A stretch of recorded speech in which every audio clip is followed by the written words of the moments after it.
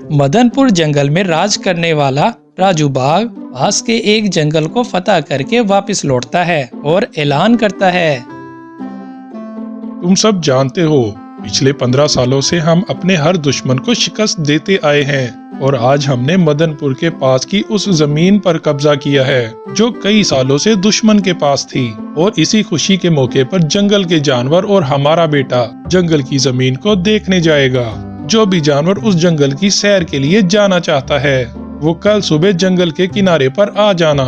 मैं भी आता, लेकिन मुझे एक बहुत जरूरी काम है। जानवर बहुत खुश थे कि वो सभी घूमने जाएंगे। अगले दिन बहुत से जानवर, कालिया और कुछ सिपाही जंगल की सैर के लिए चल देते हैं। कालिया के साथ एक सिपाही था। सभी बहुत खुशी खुशी आगे बढ़ रहे थे। जंगल के रास्तों में उन्हें बड़ा मजा आ रहा था और वो आधे रास्ते तक आ जाते हैं। वो उस जंगल तक पहुंचने ही वाले थे, तब बीच में एक पुल आता है। जानवर आसानी से उस पुल को पार कर जाते हैं। सिपाही भी कालिया की बग्गी लेकर आगे बढ़ रहा था। तभी दूर से एक शेरनी ने एक तीर मारा जो सीधा आकर कालिया की बग्गी के पहिए में लगा। वो बग्गी वहीं पलट गई और सिपाही नीचे नदी में जा गिरा और कालिया पुल पर जा गिरा। तब वो शेरनी कालिया के पास आती है और उसे उठाकर वहाँ से चली जाती है। छोड़ दो मुझे, कौन हो तुम? छोड़ दो मुझे।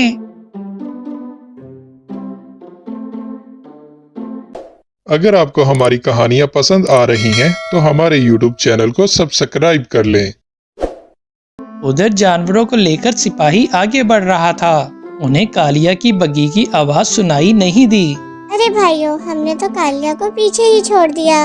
एक बार पीछे चल के देखो तो सही, कहीं वो आराम तो नहीं करने रुक गए। तब वो पीछे आकर देखते हैं। कालिया की बग्गी बीच पुल में टूटी पड़ी थी और वो सिपाही भी नीचे नदी में गिरा पड़ा था और कालिया कहीं दिख नहीं रहा था। जानवर बहुत घबरा गए और वो वहाँ से सीधा अपने जंगल आते हैं और महाराज राजू के पास आकर उन्हें सब बताते हैं।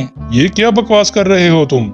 कौन ले गया मेरे बेटे को? अगर उसे कुछ हुआ तो तुम में से एक भी जिंदा नहीं बचेगा, बता रहा हूँ मैं तुम्हें। राजू ऐसे जानवरों पर गुस्सा कर रहा था कि तभी ऊपर से एक खत उड़ता हुआ नीचे गिरता है और उस खत पर लिखा था, राजू, तेरा बेटा मेरे कब्जे में है। अगर तू अपने बेटे को जिंदा और सलामत देखना चाहता है तो अगले 2 घंटों के अंदर अंदर तो 4 टन सोना अपने जंगल की नदी पर रखकर पीछे लौट जाना। मैं तेरा बेटा तुझ तक खुद पहुंचा दूंगी और किसी ने भी अगर होशियारी दिखाई तो तू अपने बेटे का मरा हुआ मुंह देखेगा। नहीं नहीं, ऐसा नहीं हो सकता। मैं अपने बेटे को हर कीमत पर बचा लूंगा। तब राजू अपने 2 सिपाहियों के साथ 4 टन सोना एक बग्गी में भरकर अपने जंगल की नदी तक पहुंचा देता है और उसके सिपाही भी वापस लौट जाते हैं। तब वहां एक शेरनी खुद को छुपा कर आती है और सोने से भरी बग्गी को उठाकर वहां से चली जाती है।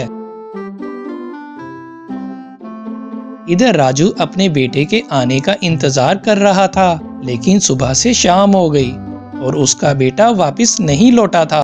जब राजू से और इंतजार नहीं होता तो वो खुद अपने जंगल से बाहर आता है और उसी जगह पर जाता है जहाँ पर उसने सोने के बक्से रखवाए थे। वहाँ बक्से तो नहीं थे, लेकिन एक खत और रखा था और उस खत पर लिखा था, यहाँ से 300 किलोमीटर की दूरी पर नील नदी के आखिरी हिस्से पर 7 पहाड़ियों के पीछे फलों के पास तुम्हें तुम्हारा बेटा मिलेगा। अगर अपने बेटे को जिंदा चाहते हो तो जाओ और ले आओ उसे वहाँ से। नील नदी?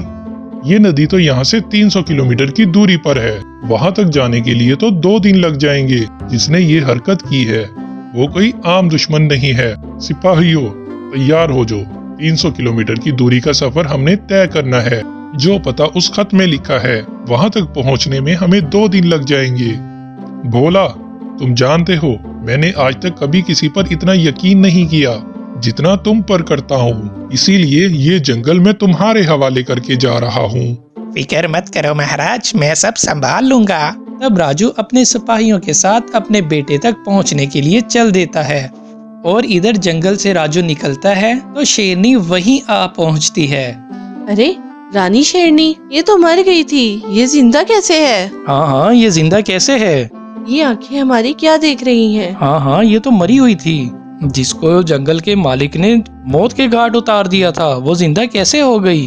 तुम्हारी ये बातें मेरा सीना छलनी कर रही हैं। मैं आज अपनी वो कहानी दोहराऊंगी जिसे जमाना नहीं जानता। जो तुम्हें दिखाया गया था और जो तुम्हें बताया गया था वो सच नहीं था, लेकिन एक राज में दफन सच्चाई आज मैं तुम्हारे सामने साबित करूंगी। उस दिन क्या हुआ था? आज से 10 साल पहले की बात है। मुझे आज भी याद है। मेरी औलाद होने वाली थी और मेरा शौहर जंग में मारा गया था और जंगल की सभी जिम्मेदारियां मेरे कंधों पर आ गई थी और कुछ ही दिनों में मैं अपने बच्चे को जन्म देने वाली थी और इसीलिए मैं तुम्हारे मदनपुर के हॉस्पिटल पहुंची और वहाँ रिसेप्शन में जो लोमड़ी बैठी थी, मैंने उससे कहा मेरे औलाद होने वाली है और मुझे चेकअप